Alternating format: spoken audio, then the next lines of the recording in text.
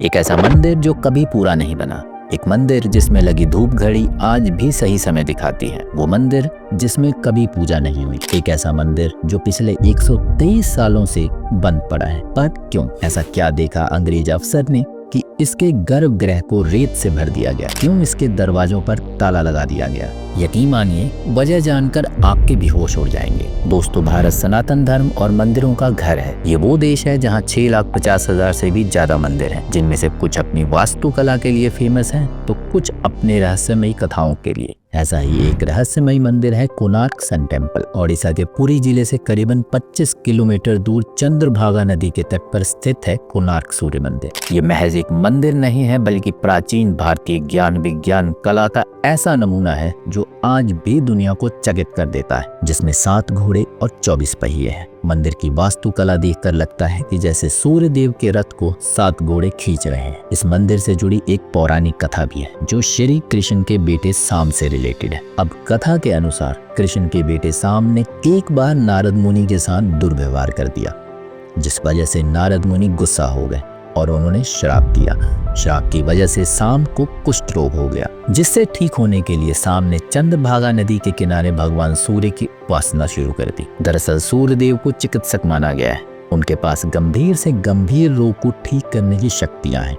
इसलिए साम ने भी भगवान सूर्य की कठोर साधना की और सूर्य देव को प्रसन्न किया। बदले में सूर्य देव की कृपा से साम भी बिल्कुल ठीक हो गए। तब साम ने नदी के किनारे सूर्य देव का मंदिर बनवाने का फैसला किया, और जब वो नदी में स्नान करने लगे तो उन्हें सूर्य देव की एक मूर्ति मिली, जिसे उन्होंने मंदिर में स्थापित कर दिया। हालांकि आज कोणार्क सूर्य मंदिर के रूप में हम जिस मंदिर को खड़ा देखते हैं, वो साम का निर्मित मंदिर नहीं है, बल्कि ये गंग वंश के प्रतापी राजा नरसिंह देव प्रथम द्वारा बनवाया गया था।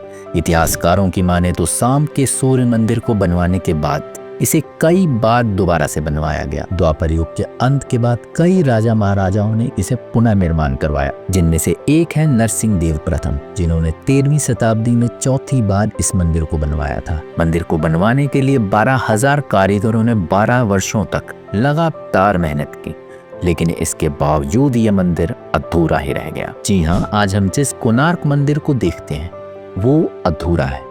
ऐसा कहा जाता है कि मंदिर को बनवाने वाले एक कारीगर ने अपनी जान दे दी थी, जबकि कुछ लोग ये भी कहते हैं कि मंदिर पूरा होने से पहले ही राजा नरसिंह देव प्रथम की मृत्यु हो गई थी, जिस वजह से मंदिर को आज भी अधूरा बताया जाता है। यानी तब से लेकर आज तक मंदिर के नाम कई रहस्य जुड़े हुए हैं, खासकर इसकी वास्तुकला को लेकर। मंदिर में जो रथ बना हुआ है उसमें कुल 12 जोड़ी पहिए लगे हुए हैं, और साथ ही इन रथों को 7 घोड़े खींचते हैं, और ये 7 घोड़े हफ्ते के 7 दिनों का प्रतीक है। ऐसा भी माना जाता है कि 12 पहिए साल के 12 महीनों को दिखाते हैं। मंदिर की वास्तुकला को साधारण समझने की गलती बिल्कुल मत कीजिएगा, क्योंकि इसके पीछे खगोलीय कारण छिपे हुए हैं। इस रथ में एक पहिया लगाया गया है जो धूप घड़ी की तरह काम करता है। जब इस पर सूरज की किरणें पड़ती हैं तो एक पर्टिकुलर एंगल की परछाई के द्वारा आप घंटे और मिनट के साथ साथ एग्जैक्ट सेकंड्स भी नोट कर सकते हैं। एक बार को तो आपकी घड़ी गलत समय बता सकती है, लेकिन ये पहिए बिल्कुल सटीक समय बताते हैं। मंदिर में 8 तीलियां भी लगी हुई हैं, जो कि दिन के 8 प्रहर का प्रतीक है। वैसे क्या आप जानते हैं कि कोणार्क का अर्थ क्या होता है? कोणार्क 2 शब्दों से मिलकर बना है, कोण और आर्क। यहाँ कोण का अर्थ होता है एंगल या फिर किनारा, जबकि आर्क का मतलब होता है सूरज। इस मंदिर को लेकर ऐसा दावा किया जाता है कि इसके शिखर पर 52 किलो का विशालकाय प्राकृतिक चुंबक लगा हुआ था। लेकिन इस चुंबक को लगाया क्यों गया था?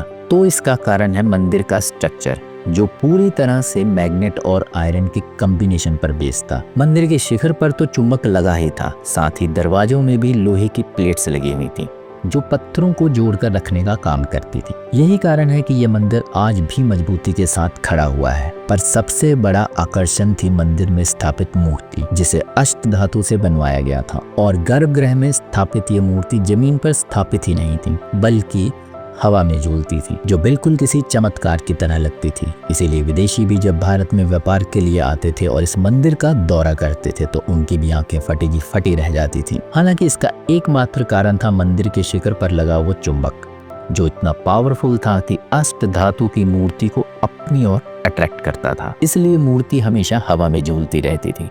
एक तरफ ये भारतीयों के लिए चमत्कार था, तो वहीं समुद्री जहाजों के लिए आफत। असल में मंदिर के पास आते ही जहाज में लगे कंपास खराब हो जाते थे और वो रास्ता भटक जाते थे। ऐसी एक नहीं कई घटनाएं दर्ज की गई कि जब समुद्री जहाज मंदिर के पास आते अपना रास्ता भटक कर किसी और ही दिशा में दौड़ना शुरू कर देते थे। जब बार बार ये घटनाएं हुई तो विदेशी आक्रमणकारियों का ध्यान मंदिर की तरफ गया और पुर्तगाल से आए कुछ व्यापारियों ने न सिर्फ मंदिर पर हमला किया बल्कि उसके मैग्नेट को अपने साथ ले गए।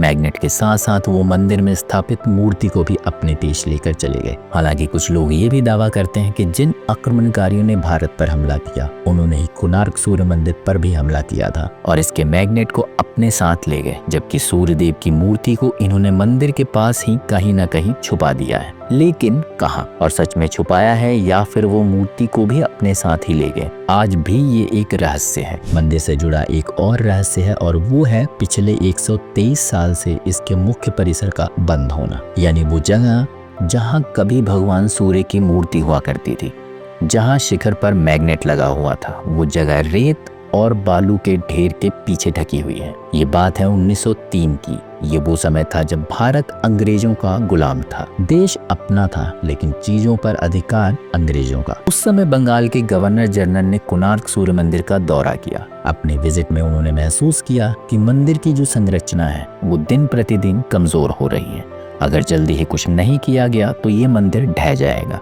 इसलिए मंदिर की बारीकी से जांच की गई और जब उन्हें पता चला कि मंदिर की टेक्नोलॉजी बहुत ज़्यादा उम्दा है, वो समझ गए कि फिलहाल इस मंदिर का कुछ नहीं किया जा सकता। इसलिए बचने के लिए उन्होंने एक आइडिया लगाया और मंदिर के गर्भगृह को रेत से भरवा दिया और सभी दरवाजों को बंद करवा दिया। गवर्नर का कहना था कि रेत मंदिर के सभी हिस्सों का भार उठाने की क्षमता रखती है और मंदिर की संरचना को लंबे समय तक सुरक्षित रखने के लिए ये कदम उठाना जरूरी था। उस समय किसी ने भी जनरल के इस फैसले का विरोध नहीं किया और करीब 800 साल पुराना ये मंदिर बंद हो गया। अब सवाल ये उठता है कि अंग्रेजों के जाने के बाद भारत आजाद भी हुआ और टेक्नोलॉजी एडवांस भी, तो फिर इस मंदिर को खोलने की कोशिश क्यों नहीं हुई? तो बता दें कि 2022 में आर्कियोलॉजिकल सर्वे ऑफ इंडिया द्वारा इस मंदिर को खोलने की योजना बनाई गई थी, जिसके तहत मंदिर के गर्भगृह से रेत को हटाने की कोशिश भी शुरू करती है। वहीं सरकार ने भी सूर्य मंदिर और कोणार्क नगरी को पूरी तरह से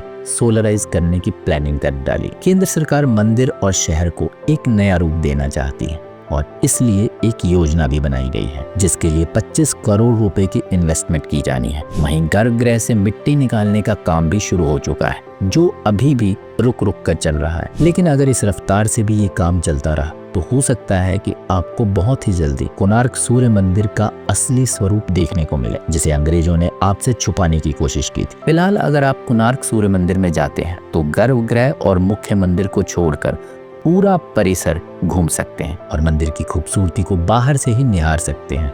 बाहर का नाम सुनकर ये मत सोचने लगना कि मंदिर के बाहर तो क्या ही होगा, बल्कि इस मंदिर का बाहरी स्ट्रक्चर भी इतना ज्यादा खूबसूरत है कि 1984 में यूनेस्को ने इसे वर्ल्ड हेरिटेज साइट घोषित कर दिया है, वो भी इसकी बाहरी खूबसूरती के आधार पर। इस बात से आप अंदाजा लगा सकते हैं कि ये मंदिर कितना खास और आकर्षक है। वो बात अलग है कि समय की मार ने मंदिर से काफी कुछ छीन लिया है। आज ना तो इसके शिखर पर वो विशालकाय चुंबक लगा हुआ है और ना ही गर्भगृह में वो मूर्ति है, जबकि 7 घोड़ों में से सिर्फ एक ही बचा है। बाकी या तो पूरी तरह से ध्वस्त हो चुके हैं या जर्जर होने की कगार पर है। इतिहासकार तो यहाँ तक दावा करते हैं कि घोड़ों को सफेद रंग में नहीं बल्कि इंद्रधनुष के 7 रंगों में रंगा गया था, जो देखने में बहुत अद्भुत लगते थे। मंदिर का ज्यादातर हिस्सा टूटने हुआ है, हालांकि मरम्मत का काम समय समय पर चलता है, पर फिर भी आज भी ये मंदिर पूरी तरह से बना हुआ नहीं है। कहते हैं कि मंदिर में पूजा करना अशुभ था,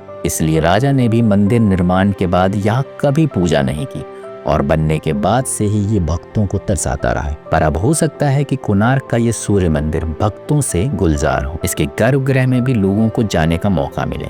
हालांकि ये कब तक होगा और होगा भी या नहीं, ये तो आने वाला समय ही बताएगा। फिलहाल आज की वीडियो के लिए बस इतना ही। आपकी कोणार्क सूर्य मंदिर को लेकर क्या राय है, कमेंट करके जरूर बताएं। वीडियो पसंद आई हो तो लाइक शेयर करके चैनल को सब्सक्राइब कर लें और बेल आइकन दबाना बिल्कुल ना भूलें। मिलता हूँ अगली वीडियो में एक नई कहानी के साथ, एक नए रहस्य के साथ। तब तक के लिए नमस्कार।